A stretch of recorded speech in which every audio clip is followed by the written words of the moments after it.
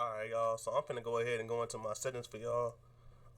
Mainly focus on the controller settings, and also maybe here and there I'll give you a little uh, other tip or trick I got on my sleeve. But for here, as y'all see, I'm on a 7.7.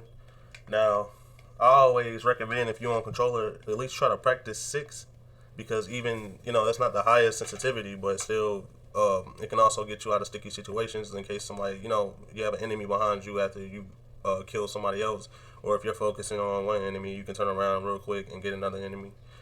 But 7, I think I mastered that one.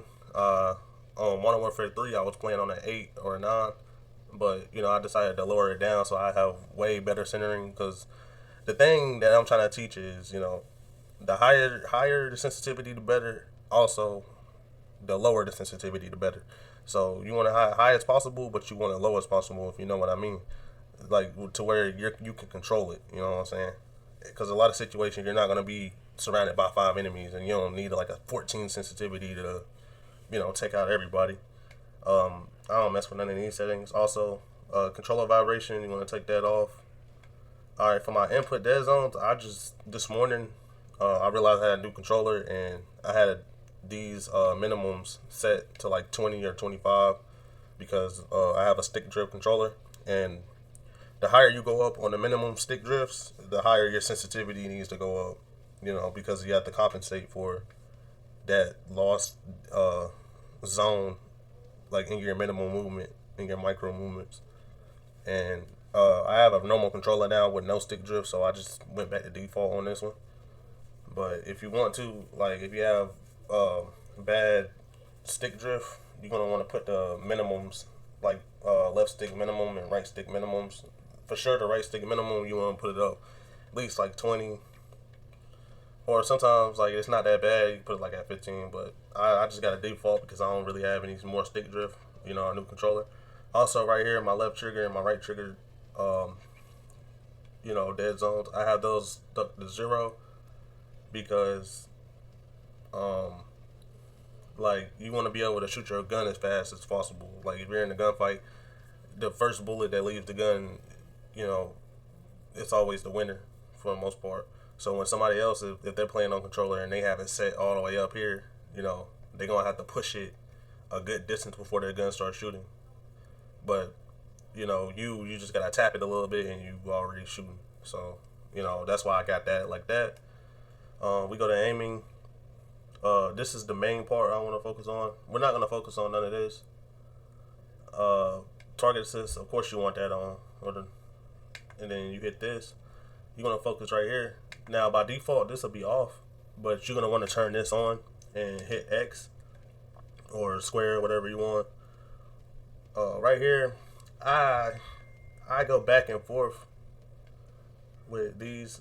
Like sometimes I have it up to 555, but right now I'm stuck on 40, and I think that's the best for me right now because I have the most steady aim, and I'm doing way better with head glitchers. So I have that right here.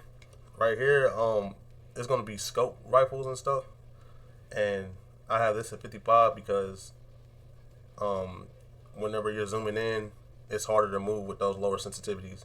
Like for instance, this one, like it'll have like a low scope or iron sights. For iron sights and low scopes, I have low sensitivity, so I can hit more shots efficient, especially at a good distance. If you're like all the way up at I don't know 8 or so, I know a lot of people try to practice those and get better with those, but let's face it, man. If you're fighting somebody in a long distance, even with control freaks, like you're gonna be flailing everywhere. You're not gonna be efficient. You're not gonna hit as many shots as the other person.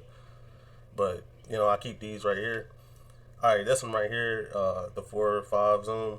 I have that at 80 because this is for like the low zoom scopes on the snipers, and you're gonna want to keep that like that, and just keep it like that. And the reason I keep it like that is because I want to have it like I want it to feel like my low zoom, but I also want it to, like I want to use a sniper at low zoom. So even like down here, you can see I'm using 120. Those are crazy. Those are because these scopes are extra long. Even with this one, I'll probably drop this one down maybe, but I'm gonna keep it right there just in case. But this trick has helped me through Modern Warfare Cold War, and it's just better. Like even with marksman rifles, it's way better to keep it like this. If you have a low aim zoom, like a 4.5 scope, I keep it like that. Sometimes you can pop it up a little bit, maybe 75. You can pop it down, but I'm just keeping it like that because each Call of Duty game has a different feeling with the sensitivities, and I feel like this one is kind of like the sensitivities are slower than Modern Warfare 3's. So like you gotta bump it up like one notch each. So, but for the rest of these, I have them 120. But occasionally, if I'm quick scoping or if I'm at close quarters using a sniper, I'll bump it up to like 2 because quick scoping, the faster the sensitivity, the better because you can just snap on to the target and hit them. But yeah, and my aim response curve, I put that on dynamic, and I don't know. Like I had it on dynamic yesterday, but I had lost my Xbox account that I just made for Ultimate to play this game, and it restarted everything. So I might have missed something right here, but I play on dynamic. Standard is good too, because the gameplay you seeing I'm using standard, but dynamic is what I do, and it's like it's better for the low sensitivity too because you can snap on faster, and then whenever you actually get on target, it'll do the slowdown, and then you will have no problem. So right here, I got tactical sprint on. I'm probably gonna cut this off and put it on on because I got a new controller and my other controller had bad stick drift, and that's why I had this on. But I still use it for like just sliding and stuff. I don't really use the Omni movement like that. Like there's like rare times I'll jump into a building with the max pain dive. Other than that, I don't really use it. All right, right here, I just tap the slide. I think that's best. Or, you know, it's best for like slide canceling too because I have a Power A controller. In the back, I have paddle buttons, and I can just hit the left back button and then right after the right back button, and that will be a slide cancel for me. So it's like way easier for me to do it that way.